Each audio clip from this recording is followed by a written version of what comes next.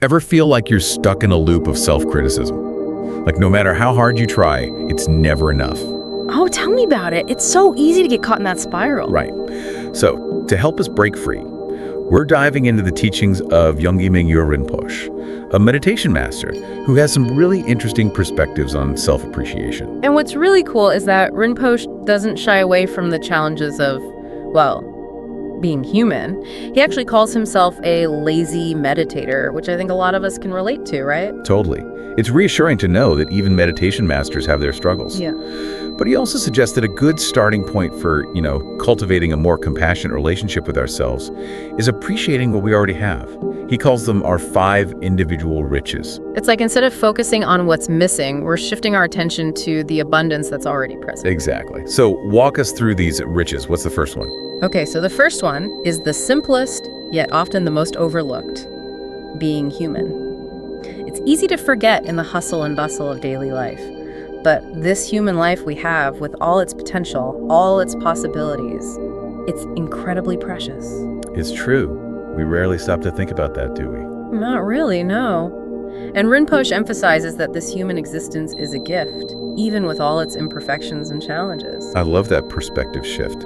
So what's the second inner richness? The second one he calls being born in a central place. Now, when he says central place, he's not talking about a specific geographic location. Okay, I was going to say. Yeah, it's more about having the good fortune, so to speak, to live in a time and place where we have the freedom to explore our own spirituality.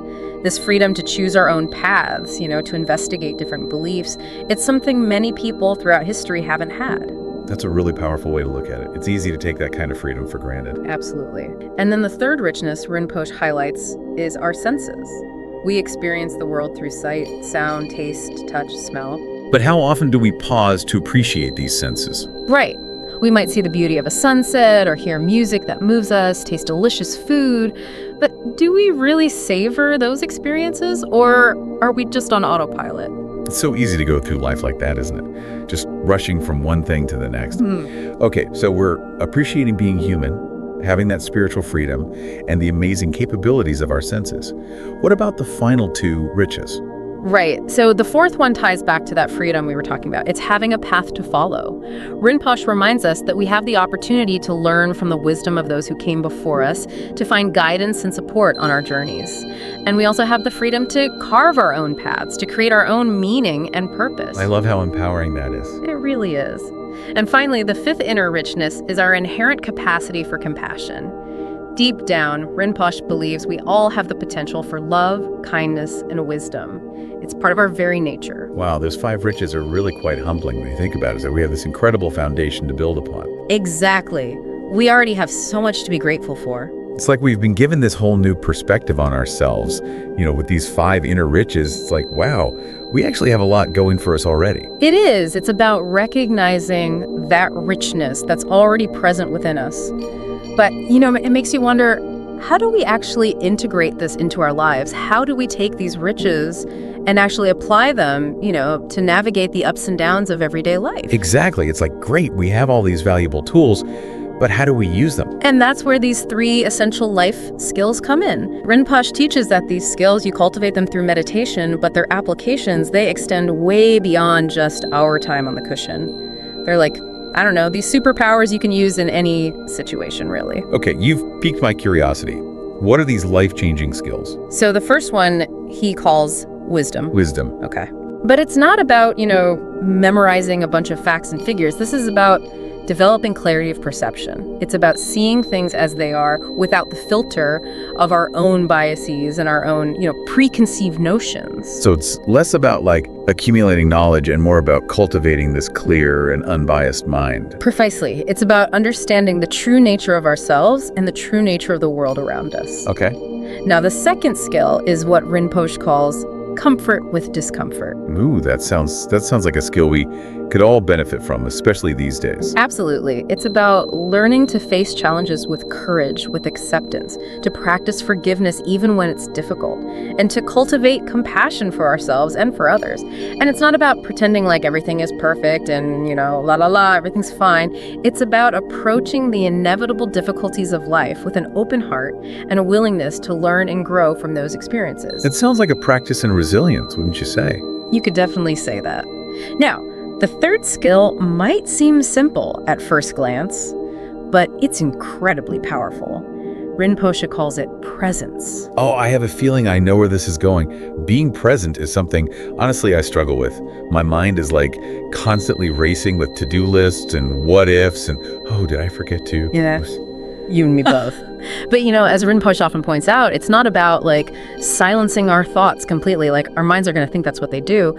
But it's about learning to recognize when our minds have wandered and then gently, guiding our attention back to the present moment. He actually uses this really relatable example. He talks about that classic thing, trying not to think about pizza. Oh, yes. I remember that.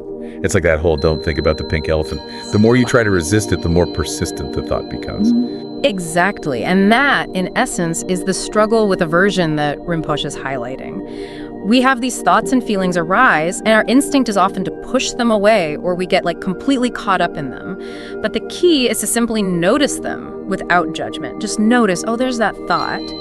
And then gently redirect our attention back to our anchor, whatever that might be, whether that's our breath, our senses, or a chosen object of focus. So it's not about having a quiet mind, it's about having a mindful one. You got it. It's about recognizing that the mind will wander, it's in its nature to do so, and then gently bringing it back to our present experience. That actually feels a lot more doable than I initially thought. It's like, it's like training a puppy. It's going to wander off and get distracted, but with patience and persistence, you can teach it to come back to you. What a great analogy. And just like with puppy training, consistency is key. We'll dive deeper into the practicalities of establishing a meditation practice in a bit. But first, I kind of want to connect these 3 skills back to those 5 inner riches we discussed earlier. It's like these 3 skills, wisdom, comfort with discomfort, and presence. They're like the bridge between recognizing our inner worth and actually living a more fulfilling life. 100%. And the beautiful thing is they're not even separate from the 5 riches, really. They're all woven together. Think about it. Appreciating our senses, that third richness, it can be a doorway to greater presence. Or realizing that we have a path to follow, like we were saying, that can bring comfort in the face of discomfort. It's all connected. I love that. But, okay, I have to admit, when it comes to actually meditating, I can get tripped up by my own laziness. Ooh, I don't have time, or it's not the right environment. Oh, I hear you. And Rinpoche would probably say you're not alone there. He's actually very open about his own struggles with meditation. He's like, a lot of those excuses we tell ourselves, not enough time, wrong environment, I'm not the meditating type. They're just that, excuses. Well, that's reassuring to hear, even from a meditation master. So, how do we overcome those hurdles? Where do we even begin? He's got some really practical advice, actually. One of the most helpful things I've taken from him is to start small. Even committing to just a few minutes each day, say for 30 days, can make a difference.